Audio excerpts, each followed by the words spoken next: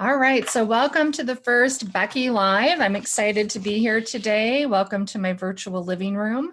I have been having clients ask me for over a year now for a way to engage with me on a regular basis. So I finally am taking the dive and doing Becky Live. And today we're going to dive into culture, and we're going to talk a little bit about that. So grab a cup of coffee, glass of water, and get cozy, and we're going to have a little chat about culture. I want this to really be engaging and for us to be thinking about building our collective intelligence. So I'll be sharing a frame that can help guide us for our discussion, and I'll share a little bit of research as well and some resources where you can go deeper afterwards. But I want us to think about this as engaging in discussion around questions, insights, curiosities, etc. If you don't know who I am, I'm Becky Andree. I am the CEO of Vertical Leadership Consulting. I started VLC about 3 years ago because I saw a gap in leadership development of not really developing leaders' complexity of thinking. So VLC is really focused on developing leaders' thinking to be more complex and to be able to handle VUCA. And more expansively, we're really about activating potential within an organization, specifically the humans in your organization, helping them thrive and flourish and better connect. So a little bit about who I am. This is always hard to introduce yourself, but I think about maybe what people say about me.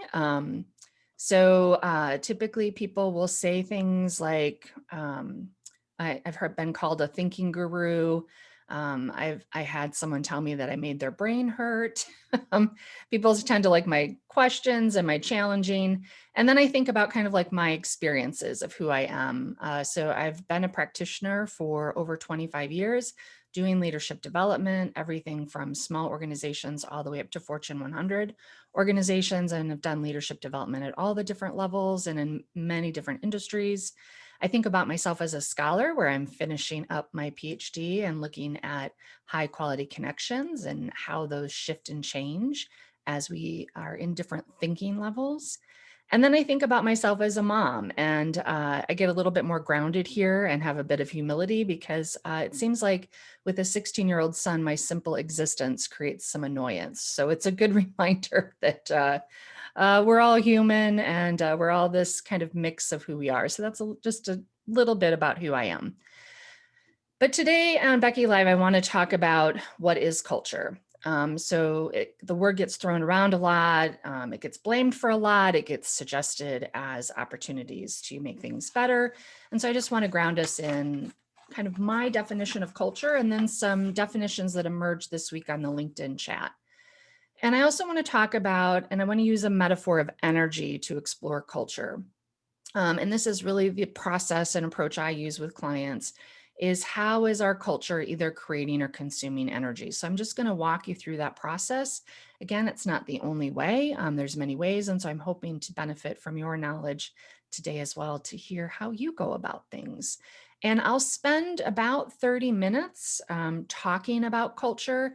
And then I'm going to have us just have some silence for a couple of minutes for us to think about questions, insights, or additional resources to share.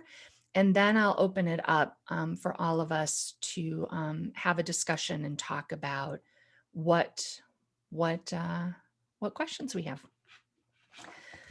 All right, let's start with what is culture.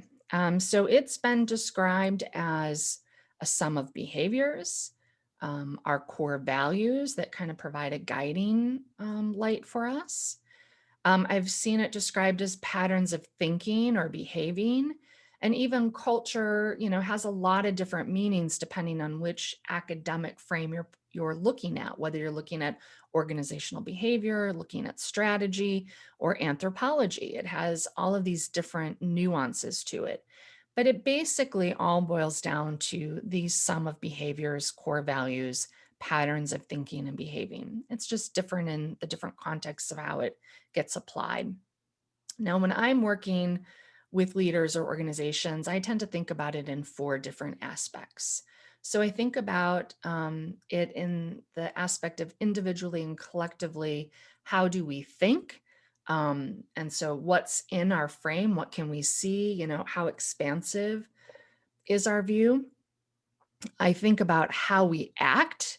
So, what are those behaviors that show up in the different processes and different ways that we go about doing work? I think about how we feel. Oftentimes we just want to check emotions at the door and say feelings aren't important. But I actually do think that feelings are important, that is the core of all of our thoughts. And so it is important for us to be looking at how are people feeling. And then the last one, for me, it's really important to be thinking about action and that fluidity of it. And so I think about how do we transform, all right? Either what keeps us stuck or keeps us from transforming, or what activates us to move forward or to transform. So those four different aspects are kind of how I think about culture: how we think, how we act, how we feel, and how we transform. And I want to take a moment and just highlight a few comments from sorry, someone was wanting to be admitted, so I got a bit distracted there. There were a couple of comments from LinkedIn that I thought were really quite insightful. So John Williams shared on a couple of different threads that I had with him, where he talked about how he views culture and strategy as really having a symbiotic relationship together, and that he sees culture as constraining or accelerating that strategy. And he sees strategy as really reinforcing or challenging that culture, but definitely that there's this relationship between the two. And Flavio Pino had a great insight. I thought it was just a really neat way to think about it, of culture as a collective defensive system to maybe preserve status quo. And I think sometimes that's some of the negative effects of culture and what it can do. So I want to talk just a little bit about past, present, and future. So where did this, culture concept actually come from?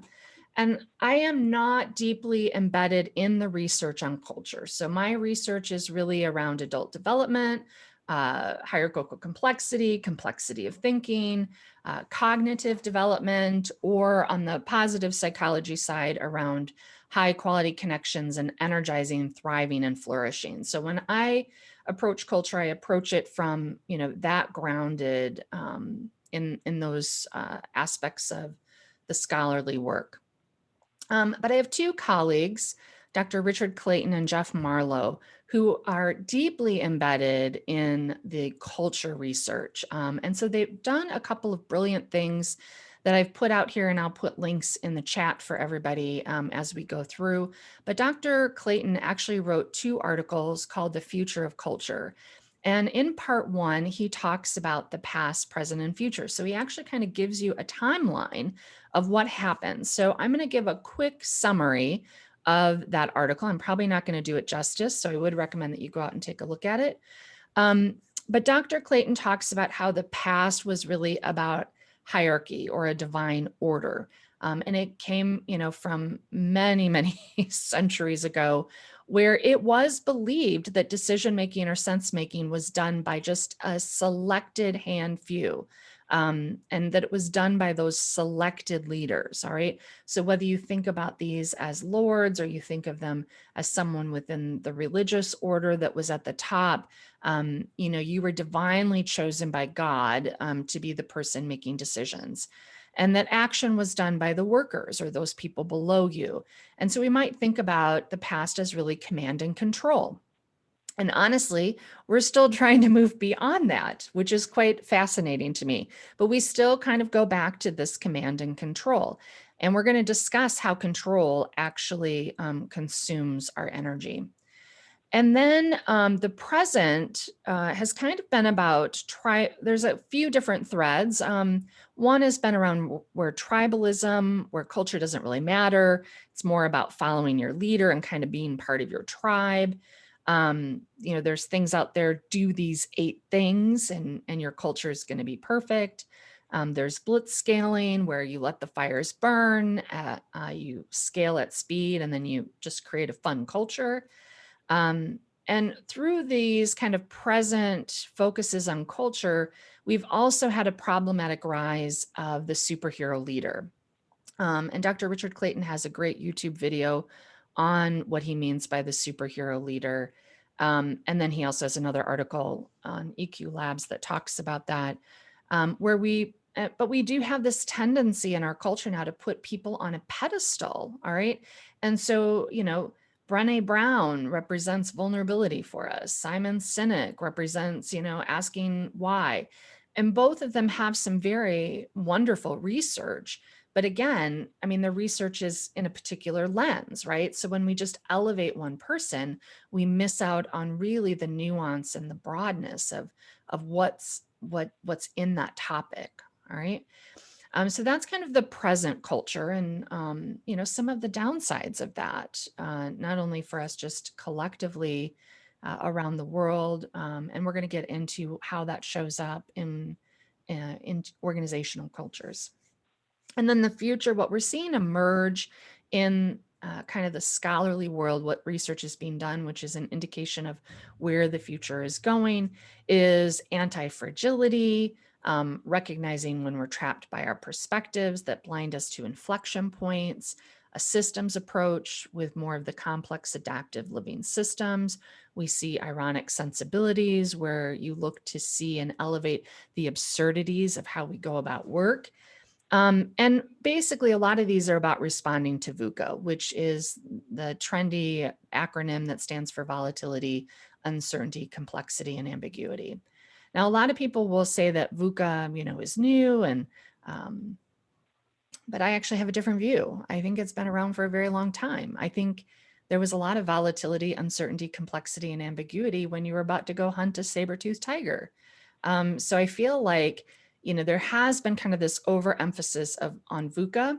What I do think is important for us to note, for the future for our cultures, is to think about two things that have contributed to kind of getting us where we're at today. One is we really have outsourced our learning.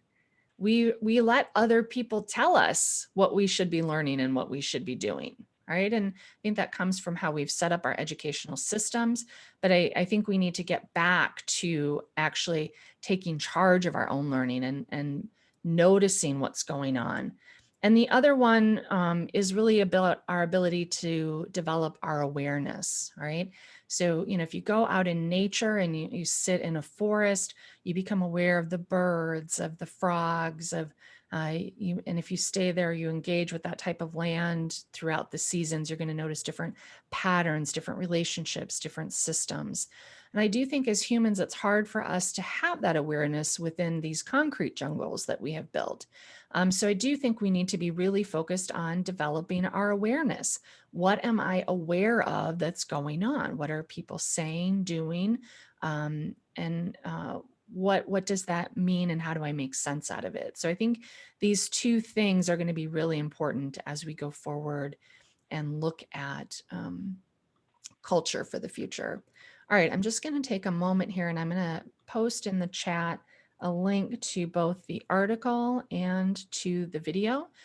So Jeff Marlowe really does a brilliant job. So if you're a Fortune 100 company or your revenues are in the billions, it's really important to actually craft and be really explicit about creating your culture. All right. And so Jeff Marlowe has been doing that for years and years and years, probably a couple of decades of being able to help organizations identify the culture that's needed to activate. All right. Most of the organizations I work with are smaller to medium size. So the approach that I use is works for that size of organization. But if you are a larger Fortune 100 company, you need someone with deep expertise, experience, and research to help guide you in crafting that. It's a much bigger scope and breadth, so you have to be really purposeful about architecting. So I told you I was going to use the metaphor of energy, and I kind of think about culture as something that either consumes the energy or creates the energy. And I want to just do a little test here. So one of the things, I have two different backgrounds that I use when I'm on Zoom. We have the one I'm in right now, which is what I call my virtual living room, where I feel like it has a cozy feel, like you would just want to sink into, the couch, have a cup of coffee, and we could have a chat about the pain that your organization's experienced, and then we could co-create a path forward. But I also have a different one, and I'm going to see if I can switch. I might have to stop sharing to be able to do that. I'm going to see if I can switch. But I also have this one, which is more of my branding. All right. It's more of, making sure I'm part of vertical leadership consulting. It's more of my kind of more formal business, corporate training and boardroom. And so I want you to just take a minute right now, and I want you to think about which background kind of creates energy for you. Which one are you attracted to? Are you attracted to the cozy living room, or are you attracted to the boardroom? So type in LR into the chat if it's the cozy living room. Type in BR if it's more of the boardroom approach that gives you more energy. So I'll give you a few moments. So we've got one for the cozy living room, one for the boardroom, two for the living room, two for the boardroom, another one for the boardroom. All right, so far the boardroom background. Perfect. And the cozy, Yan likes both of them. Perfect. All right. So culture is kind of that way, right? There are different things that activate different things for us. And so I want us to think about, all of the various things throughout the day, whether it's interactions, um, actions of others, behaviors, choices we make, as either consuming our energy or creating energy. And I see the same thing when I think about culture. And so we're just going to explore that a little bit together. And I think about it as a continuum. All right. And one of the things that I've really appreciated about Dr. Clayton and Jeff Marlowe's research that they've shared with me and discussions we've had is that there's not one thing. I mean, oftentimes what we see on LinkedIn is, oh, you have to do these set things and you'll be fine.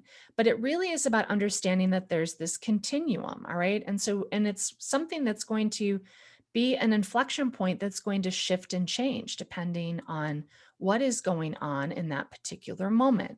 And so I always try to look at, when we look at the culture, what's consuming or creating energy. So I'm going to share with you very briefly kind of the approach that I use. So when I look at what is consuming energy, on the right-hand side, I have the words complying, protecting, and controlling. And these are typically the behaviors. So when an organization is faced with a problem or threat, it can activate fear, and then it creates a reaction. And when it is oriented in fear, the reactions typically fall into complying, protecting, or controlling. And these came from how we learned to be safe, right? And we learned this as we were growing up, how to be safe. So controlling, we seek relief from fear by being uncompromising, being hardworking, being demanding, rigid, stubborn, intolerant for softness or weakness, and manipulative by calling in favors. All right. If we fall into more protecting behaviors, we seek relief from fear by having to prove that I'm the more superior one. I'm keeping my distance from people, making sure I have the answers, being non-emotional, being admired for what I know, seen as smarter than others. If we react in a complying way to fear, we think our worth and security is created by complying with the expectation of others rather than acting on what you need or want. So we might say yes when we really mean to say no. We won't speak up unless we feel like it's safe to speak up. We might double check with authorities before taking action. Now, if our culture falls into any three of these as dominant or more privileged, all right, because we can privilege and reward these types of behaviors, and then we get caught in this cycle, right? And so our results will sometimes be up, sometimes down. But if we're controlling, we are consuming a lot of energy, right? We're consuming ideas because we're trying to hold on so tightly. If we're protecting, we're not really activating people's passions, or we're not always allowing space for others to have the ideas and to be collaborative. If we're complying, we're really just focused on maintaining the status quo, which can get us into a lot of trouble with VUCA. Now, on the other side, I think about creating energy, which is really, and I want you to notice that the words in the bubbles are different. All right. So it's purpose and vision, and activating passion, not only individually, but also collectively. And then taking that passion into action. All right. And so your results over time, although you'll still have some peaks and valleys, the peaks and valleys aren't quite as drastic. All right. And so you don't have to um, try to make these huge shifts. It's just these small little iterative shifts that over time just continue to go up. And so it's almost like you're unleashing the energy that was always there. And I think for me, when I start working with organizations, I see a lot of energy and potential that is unleashed. All right. They focus a lot on the problems of, our people don't do this, our people don't do that, instead of looking at how do we organize work and are we able to activate that? And so for me, it's looking at the concepts of how good are they at relating to others in a way that brings out the best in people, their groups and organizations and teams. Are they self-aware? So do they actively pursue and value personal and professional development? Are they an alive and vital person? Do people have a sense of purpose and acting from their internal center? Do I see authenticity, their ability to relate to others in an authentic, courageous, and high integrity manner? Systems awareness, awareness of kind of the whole system improvement, those symbiotic relationships, those unintended consequences. And then I think about achieving, are they offering visionary, authentic, and high achievement leadership? Are you taking responsibility for your own actions and circumstances? And so when I'm working with small to medium-sized organizations, I'm using this energy and these collective behaviors for us to examine. And so this is kind of what it looks like. Um, the blue shaded area is what our current culture is. So collectively, they all fill out an assessment, and then we get this nice little graphic that tells us what does everybody think our current culture is. And then the gray line is what our ideal culture is, like what we see as opportunities. And so the thing that I love about this process, one, it helps us create sense making collectively of what's going on. All right. And it gives us a nice visual and a way to begin to explore some tough questions of where are we consuming energy. All right. And where is energy available to us? And where might we be willing to go? So, where is energy being consumed and why? Where is the fear that's maybe activating those behaviors or those approaches that's consuming that energy? And then collectively talking about where might we need to shift, right, in order to activate and release the energy that is there. So that is one kind of view of culture. And what I'd like to do is to move us into discussion and to benefit from our collective wisdom together. So I'm going to ask us to be silent for 2 minutes. And then I want you to type into the chat box any questions you might have, any insights that came up as I was talking. And third, any additional resources or experiences or advice that you would have, or different ways that you look at and explain culture.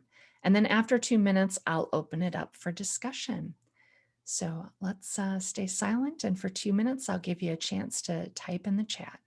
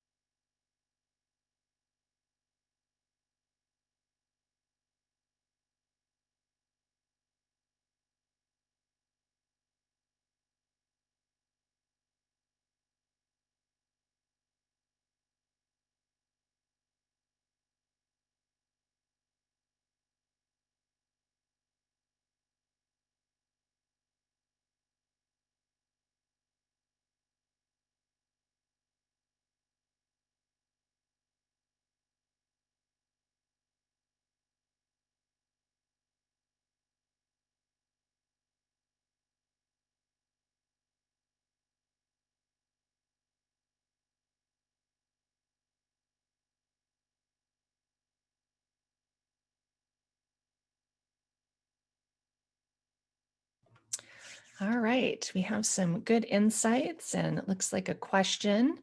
So thank you for sharing those insights. And I think I'd like to start with Rick's question. And again, feel free to take yourself off of mute and we can just have more of a conversation now.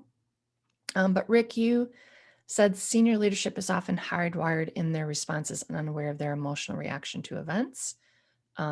Yes. Can we assume that your work must start at the top of the house?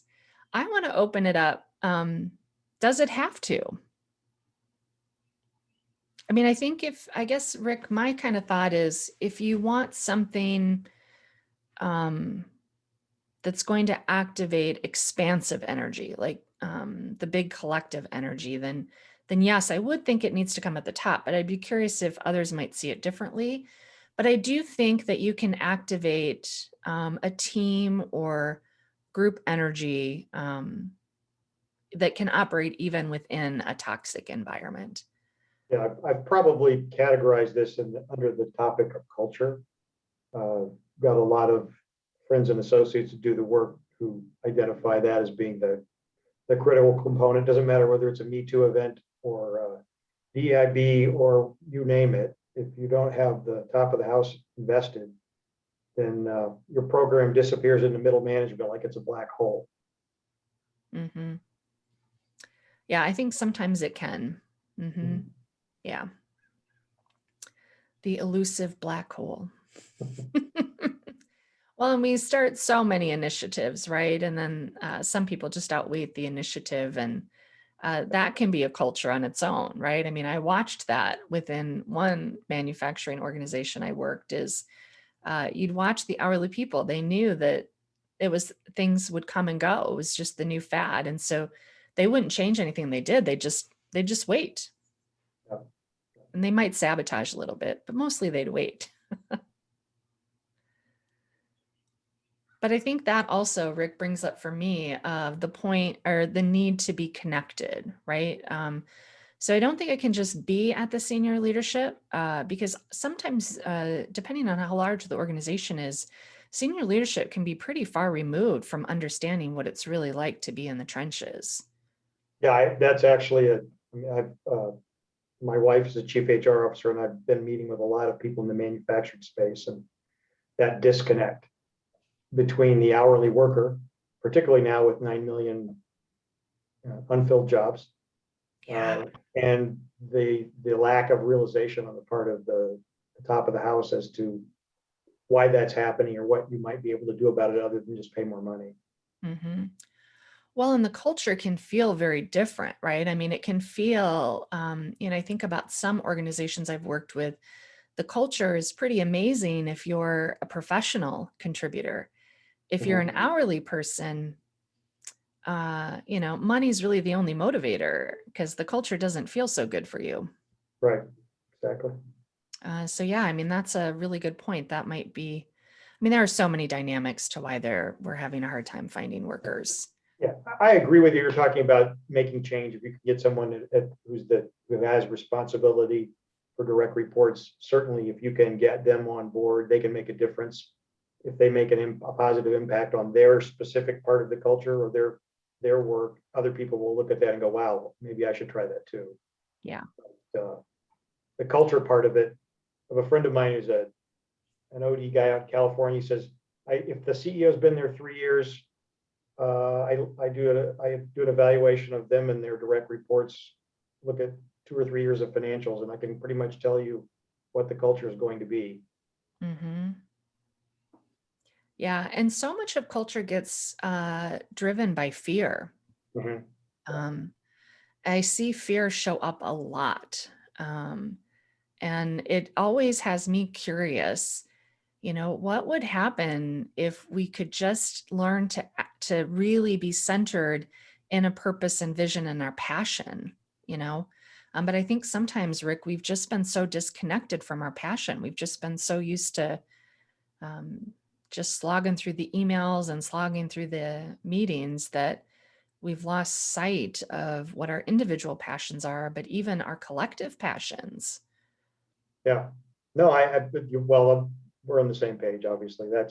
I think when I'm talking to senior leaders, and particularly if it's an executive in transition, I spend time trying to figure out, like, where is what you're talking about coming from? Mhm. Let's get at why you said that, as opposed to whether it's true or not. Because, Mhm. and particularly, if you're a boomer man, then you don't know how you feel. You have to go ask your wife or partner. Is that how it works? No, not really. But that's my joke. But it's not. Hopefully, it's not true. But it seems to be the case, particularly in business, when you're looking at subsystems of the brain and people are reacting to defensive pride or affiliation. They're not even thinking consciously about what they're doing. Mhm. Yeah. All right. Does anyone disagree or think differently than Rick and I? I mean, we're aligned, but I'd love to hear some dissenting thoughts as well, or a different way of thinking about culture.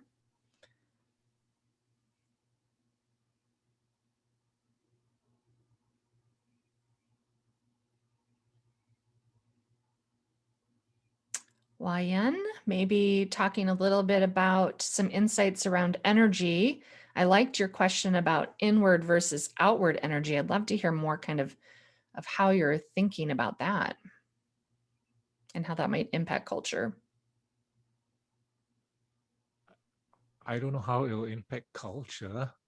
Well, just reflecting on your two backgrounds and thinking about energy. When I looked at the living room one, it seemed to be a place where it would allow me to create and find energy. Hmm. Whereas the boardroom gives me the feeling of an action oriented, expanding energy. Where should I spend my energy on? So one's more creating energy, the other's more spending my energy. Mm. Um, and maybe that's the mindset that was alluded to about the hard wiring. In a corporate setting, we are hardwired towards, we have a bias for action rather than a bias for reflection. Yeah, and it's the reflection that, and again, I do think sometimes when we move into reflection, I think we have maybe moved a little too far into the therapy approaches. For me, it doesn't always need to be, oh, how are you feeling about this? And it doesn't need to be all this, hugging and big emotions. But reflecting can also be really critical, right? It can be challenging. It can be, you can use a collaborative capacity to be reflective. Um, and I think we miss out on some of that because we've gone so far into these therapy approaches. How do people feel about things? I think reflection can also be done through action. What have we been doing, and how's that working? How's that not working? What's easy? What's hard? So I feel like reflection is a really good opportunity for us to be more expansive. And I think that would have a significant impact on culture. No, I find it almost, I mean, you use the term ironic, right? And referring to the whole VUCA situation, it almost seems like the natural reaction to VUCA is let's take more action. Mm, Let's shift from one action to another. It almost feeds this bias for action when, like you said, what we should be doing is taking a pause. But it's so counterintuitive.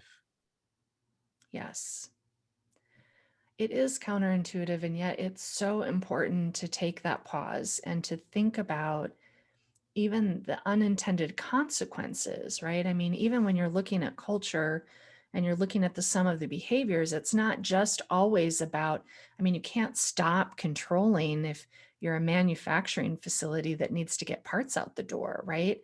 You have to still have aspects that are controlling to make sure you can meet those demands.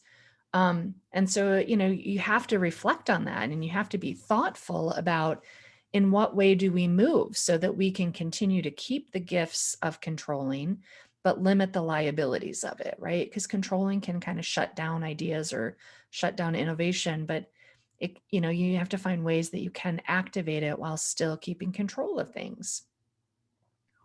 So if we look at it in the context of an organization, and like you said, the organization has to look forward and at the same time keep the lights on.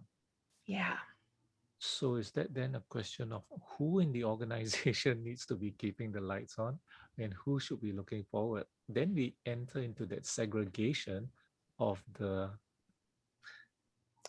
going back to your past model of culture, Or command is and control. Certain groups look forward, certain groups keep the lights on.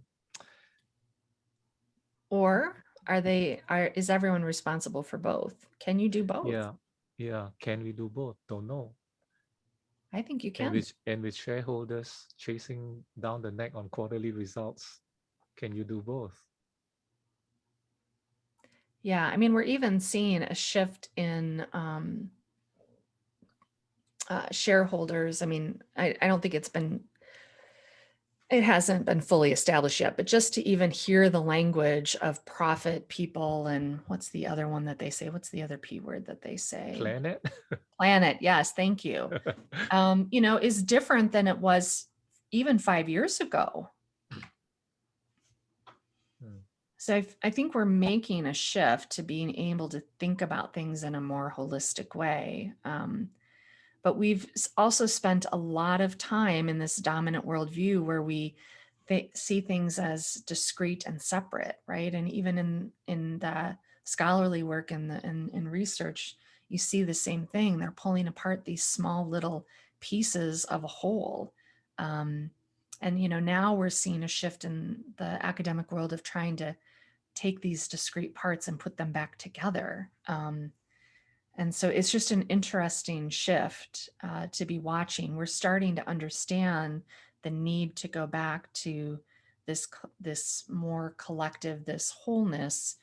But I do think some of our complexity of thinking of our leaders is keeping us stuck of being able to move in that way. We still have leaders that really think more about their view and the models that they're attached to, and instead of seeing how their models can be additive to other people's models, which is a different type of thinking. And a lot of people are not quite there yet. And honestly, we don't need everyone to be there. I think about in my PhD program, I was faced with an epistemological problem. Like the two fields that I was looking at had different epistemologies underpinning them. And I was like, oh my gosh, how am I going to fix this? And I happened to be mentioning to my son, who was 15 years old at the time, and he's the one that helped me figure out a path forward, because he wasn't embedded in all of that complexity. So we need all of those different, thinking levels, but we also need to be activating that energy in a way where we're not getting frustrated, we're not creating fear, we're recognizing that we're all have a different perspective and we can add in different ways to help support the movement forward. But for me, it's really about how do we create opportunities for flourishing and thriving? How do we help really activate that passion and minimize the fear? I know my other colleague, John Dobbins, recently did a talk in Wanyin. I don't know if you saw his talk on psychological safety about how, we have this fear system automatically built into our brain. And when that gets activated, psychological safety can't be there. And then oftentimes you can't even activate, some of these culture things as well.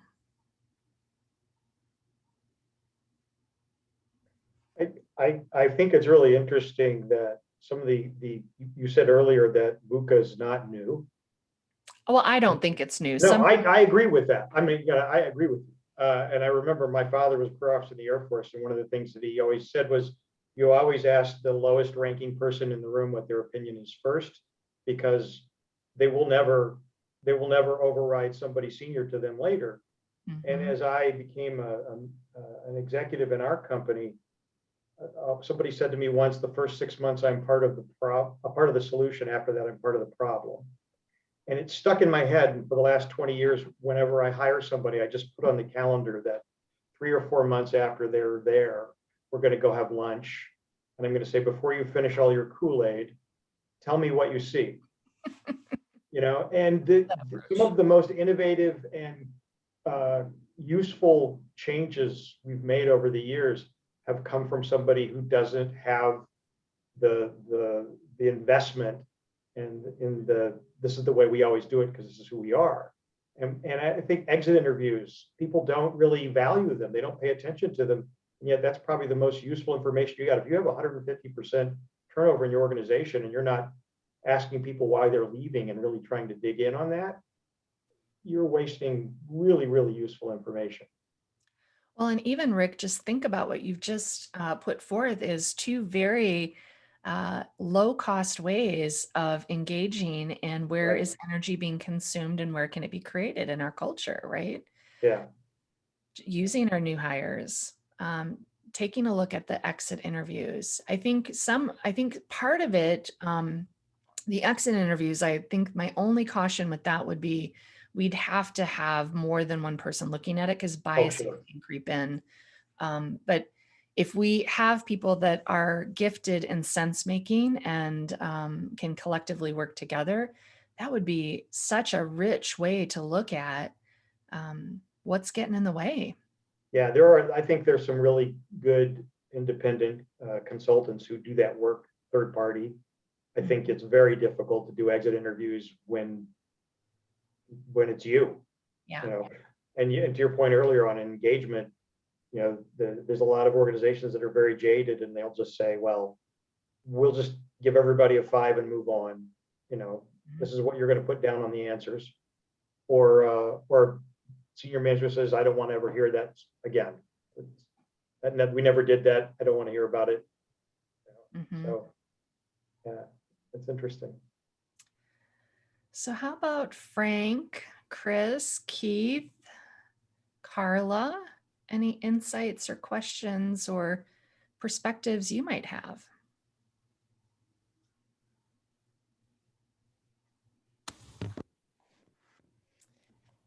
Hi everybody. I'm Carla. I was interested when you said the exit interviews because I often wonder about that too. Especially being in that position not very long ago, where during COVID I was downsized, and prior to that there was many situations that I would have liked to make vocal. While I didn't actually have an exit interview, I took it upon myself to share some of those insights with my former boss. And honestly, for me, it was a way of improving culture and improving perception of the organization and enhancing it because I had that passion. That passion was within me and activated by the work that I did. And that's what energized me. But when you're in a culture where it's bringing you down, it's really troublesome. So, you know, sometimes there's blessings in disguise. Yeah. Well, good on you for being courageous and stating what your experience was, even without being asked. And hopefully they've been able to benefit from that perspective as well. It's a hard thing to do.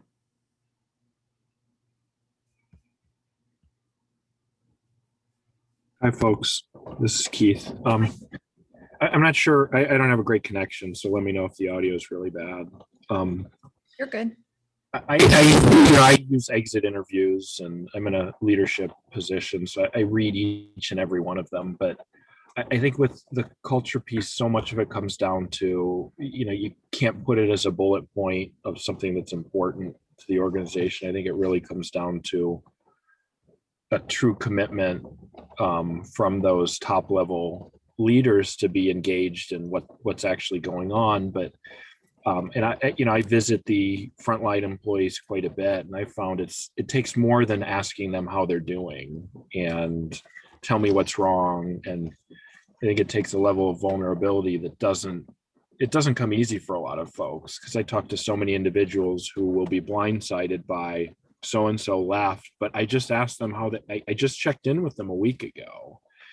And if they're not really truly eager and pressing for that information and willing to make changes, they're not going to get it. But in my personal experience, you know, I found cases where those middle managers have concerns with somebody digging too far into their areas. Is this going to create work for me? What did they say to you? Or how is it that they're telling you that and they're not telling me? And I think sometimes that highlights, there's that disconnect. You've got to put them in a comfortable enough spot and, and show that you truly care, but you can't beat your fist on the desk and say, we care about culture. We hire and fire based on culture. And then wait for it to come to you. So Keith, how do you think, because I really like what you said about, it takes a level of, it's quite a risk to be vulnerable, right? Even when you're asked a question, you might have some good insights, but to be vulnerable and state it is oftentimes really hard. And I think sometimes humanity is just missing from our business environment. So, do you have any tips or approaches or thoughts on how we help bring humanity back into the business world? Sure. I had the opportunity. I worked with somebody who was really, just exceptional, and I think I'm decent at it, but they were, 5 levels above me in terms of just genuinely connecting with people. Mm-hmm. And I think a lot of it comes down to the tone of how we ask the question, taking the time to ask it again. In a lot of cases, it's the 3rd or 4th time where I ask, what can I do to help? And really push and really kind of push people to do that but in not in an aggressive way, just more of there's got to be something. I often try, and I work with a lot of truly entry-level first job employees, and a lot of that is there's got to be something you would do differently. So if you're at a bonfire with 5 of your buddies, how would you describe your boss? In some cases, I guess the technique I would say is sometimes I kind of seed it and try to make it a safe space by putting it out there, saying yeah, I'm sure you aren't enthused about this most recent item, whatever that may be. And I think it's demonstrating a level of connectedness and understanding of where they're at. So yeah, I've got to imagine it's really tough to deal with the mask policy currently. I know you're getting a lot of people in your face yelling at you and that type of thing. I've been there myself. I just had somebody bring out a cell phone and video me, that type of thing. So I think it's really just kind of relating to them in that direct way and making it a safe spot. Okay, now it's okay for me to say. Yeah, I like several things that you said there. One about asking it in different ways and in different contexts. And I really also appreciated that you put the question in a different context, right? Of what if you were at a fire, side chat with your buddies, what would you say?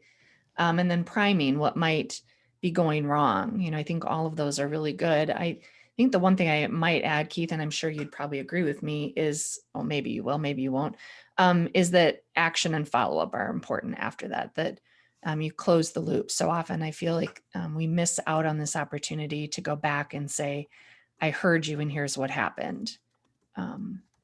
Yeah, I think on that side of it, it's, I also try to provide a great deal of transparency. And again, this kind of highlights that earlier comment of sometimes it can really frustrate those folks in between. Mm-hmm. And in our organization, I've said, hey, this is one of those hopefully few areas where I will ruffle feathers. But if I'm talking to a frontline individual and we're entertaining a compensation program change, I'm going to ask them for their individual feedback. And I will be careful in saying, in not making promises that I don't intend to keep. But as a result, the game of telephone happens and it's, hey, what did you say to so-and-so? And I'd say, well, this is what was said. Sorry, it will continue to happen, because their feedback is really important. But I think when individuals see the follow-up, the thank you email, the here's what else we're working on, you've been heard, whether we we may or may not be adopting that idea, or here's where I put it. It's on our long-term planning. I think that, you know, that goes far. And also beyond that, I personally will do a lot of, you know, stop in and I'd like to take this person out to lunch and just have a talk with them. And word travels pretty fast on that type of thing overall in a positive way, I feel, but there's still so much opportunity. Awesome. Thanks, Keith. I think we have time for one more. Frank, I saw you come onto camera. Did you have something you wanted to share? Or maybe not. All right, well, just to wrap up, I just wanted to share a couple of upcoming events that I have. So August's topic for Becky Live will be thinking, where I'm going, Carla, who's my marketing guru, said clean versus dirty, which I guess will be sticky and help people be interested. But it's really going to be around complexity of thinking. You know, how does the lack of it kind of keep us stuck, or when we just have an attachment to one model, kind of the unintended consequences it can create. And then I'm going to look at complexity of thinking, where we look at the nuance, we kind of dig into the dirt a little bit, and what that can activate and create for us. In September, I'm talking with a women's group in Forum, Michigan, where we're going to be talking about developing early career professionals. September's Becky Live topic will be potential. What is it and how to activate it? And I'm doing a live event, which I'm kind of excited about. I think that one will be my first actual in-person event, October 21st, where I'm doing a talk for Disrupt HR in Lansing. And if you've not been part of Disrupt HR, I have 5 minutes. I can do 20 slides, and the slides automatically progress. I think it's every 15 seconds. So it's quite an experience, and I always enjoy doing it, being a little disruptive. And I'm going to be talking about a new decade and new thinking. And then in the third quarter, have not confirmed with Dr. Clayton and Oscar when I'm going to be coming back to EQ Lab session, but I did make a commitment to come back in the third or fourth quarter. I'm not sure exactly what I'm going to be talking about, but I'm sure we'll find something interesting to discuss. I want to thank you for today and joining me on my first live. If you enjoyed today and want to connect, I'm going to put into the chat how to connect with me on LinkedIn, if I can get to my chat. And I'm also going to put in how to sign up for our newsletter. The newsletter, we talk about upcoming speaking events, so it gives you links to sign up for them. I provide resources to support your development, and then every month I talk about something that I'm loving and that might be able to help you as well. And lastly, I'm just going to put in, if you are someone who wants to dig in more deeply into the research behind culture, Dr. Richard Clayton and Jeff Marlowe are two excellent individuals to connect with on LinkedIn. They're regularly posting things around or collective organizational behavior and culture and how to be activating things. And then lastly, if you're an organization that would like to engage with me and use me to help your organization look at your culture, this is how you can get in touch with me. And if you just want to talk about a separate pain point, you can go to the website, Vertical Leadership Consulting. I think you go click on team and click on me. And then there's a nice little button where you can schedule time with me to just have a virtual coffee chat. So I appreciate everyone coming today. I would encourage all of you to put your LinkedIn information into the chat so you can connect with each other on LinkedIn and be part of building our collective intelligence. So, and I'll lastly just stop sharing and I'll stay on for just a few moments. If anyone has any parting thoughts or questions.